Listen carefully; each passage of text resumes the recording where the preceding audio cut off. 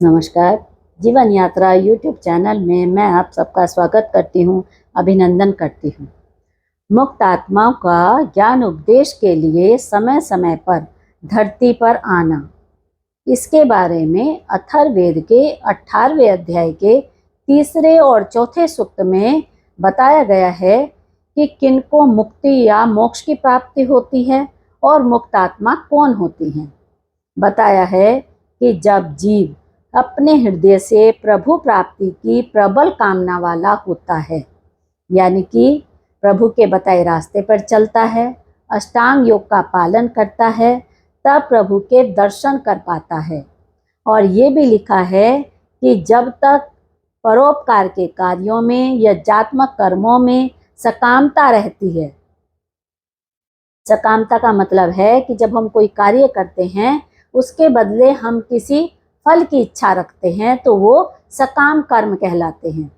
तब ऐसे कर्मों को करने से हमें सुख की तो प्राप्ति हो सकती है, लेकिन मुक्ति या मोक्ष की प्राप्ति नहीं होती।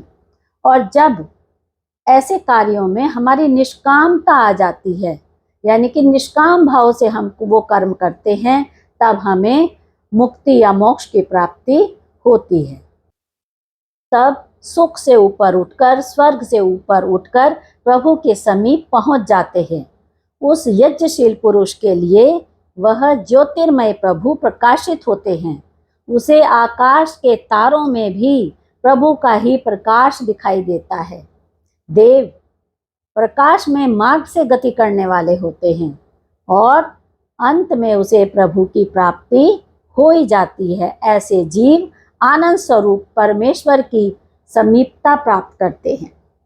और ऐसे ही मुक्त आत्माओं के लिए हम जीव ईश्वर से प्रार्थना करते हैं कि हे प्रकाश की किरणों के स्वामी प्रभु, जो यह मुक्त आत्माएं शरीर को छोड़कर आप में निहित हुई हैं, इन्हें फिर से हमारे लिए इस संसार में प्राप्त करा दीजिए, ताकि ये आपके आश्रय में निवास करती हुई हमारे लिए ज्ञान उपदेश करें, हमारे कष्टों को दूर करें और हमारा मार्गदर्शन करने वाली बने, जिससे कि हम अपना जीवन सुखमय बना सकें, हमारे अंदर ज्ञान अग्नि को प्रज्वलित करें और राष्ट्र का हमें उत्तम अंग बनाएं और यज्ञ में जीवन वाले बनकर हम अपने आप को भी और दूसरों को भी स्वर्ग में जीवन वाले बना सकें।